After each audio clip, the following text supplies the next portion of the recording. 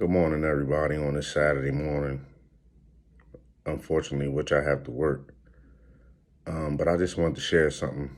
Um, I just saw on the news where an incident took place Wednesday on the L line around 69th Street Station, where a woman was approached by a man. Maybe the man was homeless, and the man tried to rape her. And in the process, people were recording this instead of helping her. It was just a shocking, if if the word shocking even applies today, because it's hard to shock people today with all people, with so much evil going on. People have seen evil at its height, and so nothing shocks us. But even with that shocking incident, I thought to myself, what kind of human being just allows that act to go on and just sit there and watch it or record it? I mean, even if the guy had a knife or a weapon or something, there were enough people there to gather together and jump this guy and stop this guy from committing this act, this heinous act, this wicked act, this evil act. And it makes me it makes me think, like, what I was telling a coworker of mine how we were taught in everything that we know, and all the knowledge that we believe we have, all the things that we are taught. The most important knowledge that we can obtain and acquire is the knowledge of God.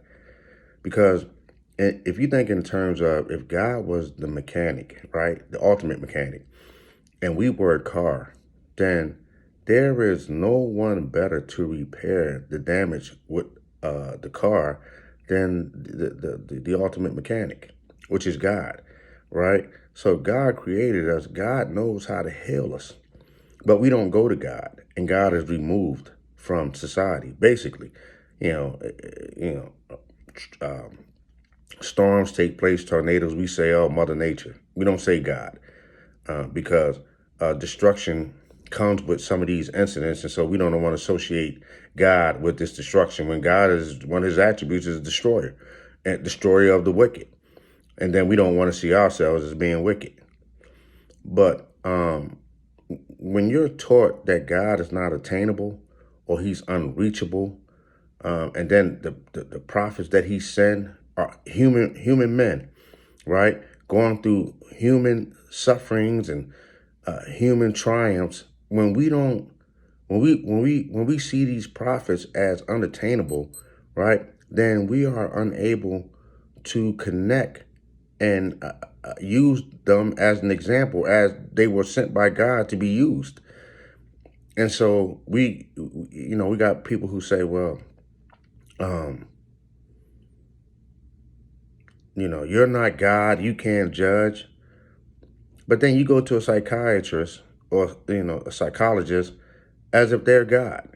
You go to the doctor as if the doctor's God, you know, but then you don't go to God, your creator, because you don't know how to go to God, your creator, because you don't know how to connect with him. You don't know who he is for real, right? And so this is how we've been taught. But if God has given his word in books like the Bible, the Quran, and other books, religious books, then that's how you go to him. That's how you go to God. And that's how you understand and know what God approves of and disapprove of. And there's no objectiveness in what God approves of or disapproves of. God is direct and firm. He says no. He means no. He says this is this. He means this is this. He says don't do this or don't do that. He means don't do this or do that. And you can't compromise with it, right? And you know how much we like to compromise, because we like to, we like to be, we like to cut up. But I just wanted to share that this morning. That thought was on my mind, and I just wanted to share it.